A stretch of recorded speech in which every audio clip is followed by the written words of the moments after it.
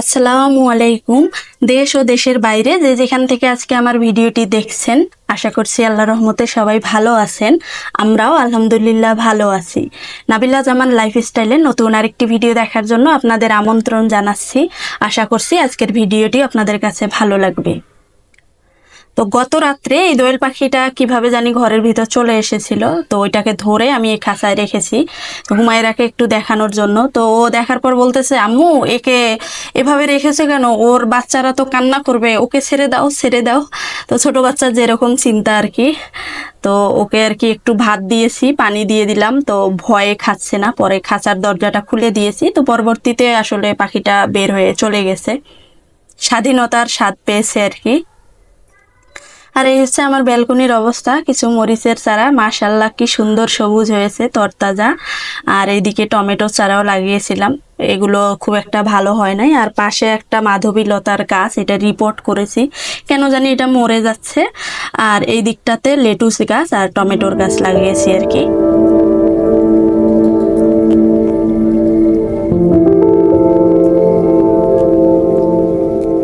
এর মধ্যে একটু বাইরে বের হয়েছিলাম, তখন দেখলাম যে মামা এরকম কাঠের জিনিসপত্র বিক্রি করছেন। তো আমার একটা হামানদিস্তা দরকার ছিল, তো আজকে পেয়ে গেলাম। তো 100 টাকায় একটা হামানদিস্তা নিয়েছি আর কি। তো যেহেতু হামানদিস্তা নিয়েছি, ওটাতে ভর্তা বানাবো, এজন্য ভর্তারও আয়োজন শুরু করে দিলাম। বেগুন পুড়ে নিলাম, সেই সাথে টমেটোও পুড়ে নিচ্ছি। আর সুন্দর একটা পোড়া পোড়া ঘ্রাণ বের হচ্ছিল, মনে হচ্ছিল যে এখনই খেয়ে নেই। তো এই তো এইটা কিনেছি। তো আপনাদের এলাকায় এটাকে কি বলে? আমাদের এলাকায় তো এটাকে উরুন আর গাইন বলে। শুনতে একটু হাস্যকর মনে হচ্ছে, তো আমি জানি অনেক এলাকায় অন্য নামে হয়তো বা বলে। তো আপনাদের এলাকায় কি নামে বলে কমেন্টে অবশ্যই আমাকে জানাবেন। তো এখন এটা একটু ধুয়ে নিয়ে এখানে সব ভর্তাগুলো বানাবো। বেগুন, টমেটো, তারপর আলু সিদ্ধ করে নিয়েছি, ওগুলো খোসা ছাড়িয়ে নিয়েছি। কাঁচা মরিচটাও পুড়ে নিয়েছি, যেহেতু পুরা সবকিছু ভর্তা করব তাই মরিচটাও আর কি পুড়ে নিয়েছি। এখন পর্যায়ক্রমে সবগুলো ভর্তা করে নিব।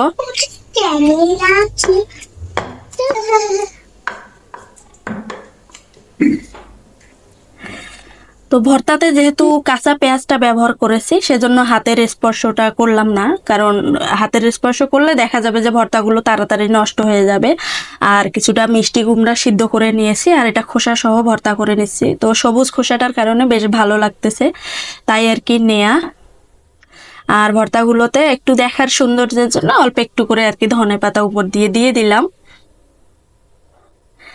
আর সেই সাথে দুপুরের জন্য রান্না করেছি ডাল আর হচ্ছে বাঁধাকপি ভাজি। তো মাশাআল্লাহ দুপুরের খাবার দাবার এখন শুরু করে দিব। ডাল, তারপর বাঁধাকপি ভাজি তো আছে, সেই সাথে ভর্তা, ভর্তার মধ্যে আলু ভর্তা, তারপর হচ্ছে বেগুন ভর্তা, মিষ্টি কুমড়া ভর্তা, আর ছিল টমেটো ভর্তা। Happy birthday to you, happy birthday to you. তো হুমায়রা কিন্তু আমাকে জন্মদিনের উইশ করছিল। তো আসলে ওই দিনটাতে আমার জন্মদিন ছিল, তো আমি ওটা ওর বাবাকে যখন বলছিলাম ও শুনেছে। তো 2 দিন ধরে আমাকে ও সে মানে হ্যাপি বার্থডে টু ইউ শুধু বলতেছিল।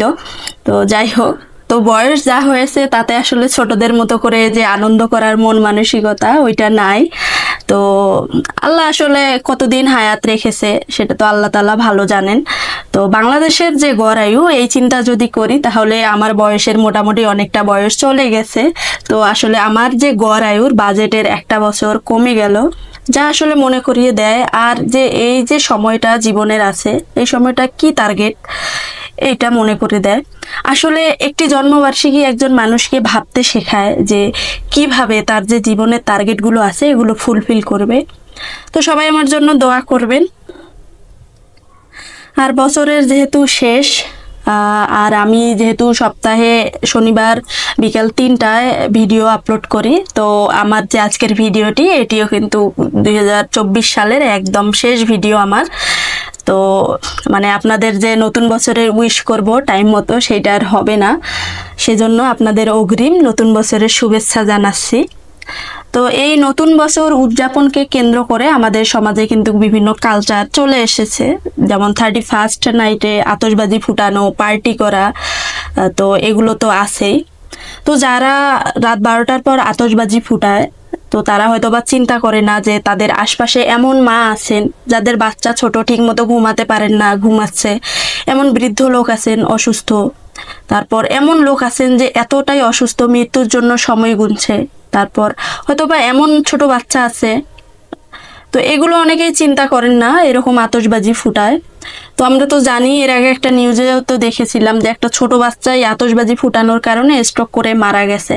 তো এটা যে কি খারাপ, কষ্টদায়ক, আমি এটার ভুক্তভোগী, আমি জানি। তো যারা এই কাজগুলো করেন দয়া করে এগুলো থেকে বিরত থাকবেন। যাদের ভাই আছে, সন্তান, ছেলে আছে, তারা কিন্তু তাদেরকে সচেতন করতে পারেন। তো আমরা আসলে আমাদের সমাজটাকে সুন্দর করে রাখবো এবং আমরাও ভালো থাকবো, এই চিন্তাটা যেন সব সময় থাকে।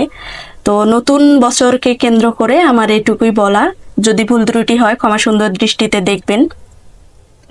তো প্রথমে না একটা এরকম স্প্রিং রোল বানিয়েছি, একটা পার্ট দিয়ে, তো ওইটা পাতলা হয়ে গেছে। এরপর আমি আর কি ডাবল পার্টে বানাচ্ছি।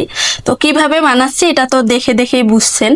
তো প্রথম অংশগুলো হয়তো বা আপনাদের সঙ্গে বলা হয় নাই, অন্য কথা বলেছি, ভিডিও রিলেটেড তেমন কথা বলা হয় নাই। তো এখন আর কি এগুলো বানিয়ে নিচ্ছি।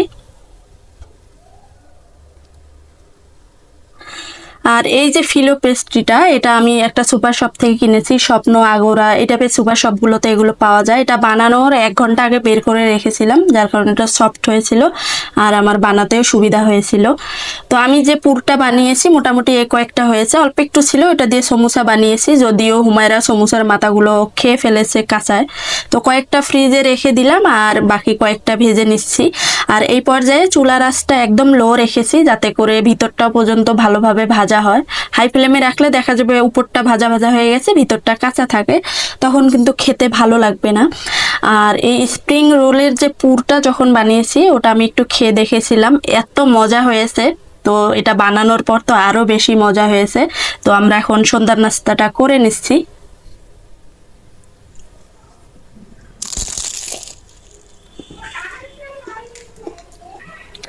বেশ মুচমুচে হয়েছে, সেই সাথে অনেকটা সুস্বাদুও হয়েছে। তো সন্ধ্যার নাস্তার পর আমরা একটু বের হয়েছিলাম। তো হুমায়রার যে গত বছরের শীতের কাপড়গুলো আছে ওইগুলো না এবছর আর ঠিক মতো হচ্ছে না। তো ছোট বাচ্চারা আসলে দ্রুত একটু বড় হয়, তো ওর একটু কেনাকাটার দরকার ছিল, কারণ এখন সকাল আর সন্ধ্যাবেলাটা একটু বেশ ঠান্ডা পড়ে, একটু মোটা কাপড় দরকার। তো এখান থেকে আর কি 2টা মোটা সোয়েটার ওর জন্য কিনেছি।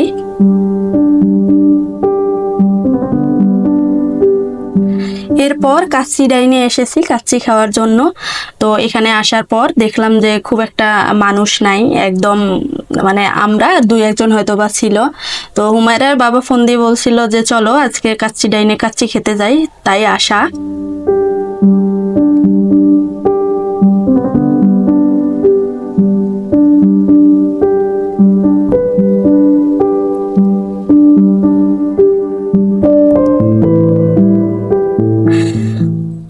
সালের আমার এই শেষ ভিডিওটি যারা দেখছেন একটা লাইক দিতে ভুলে গেছেন, প্লিজ ভিডিওতে একটা লাইক দিয়ে দিবেন। আর যারা প্রথম আমার ভিডিওটি দেখছেন চাইলে আমার চ্যানেলটি সাবস্ক্রাইব করে আমার পাশে থেকে যেতে পারেন। আর কাজগুলো করে থাকলে অসংখ্য অসংখ্য ধন্যবাদ। আজকের মতো বিদায় নিয়ে নিচ্ছি। সবাই ভালো থাকবেন, সুস্থ থাকবেন। নতুন বছরের আরো একবার শুভকামনা জানিয়ে বিদায় নিচ্ছি।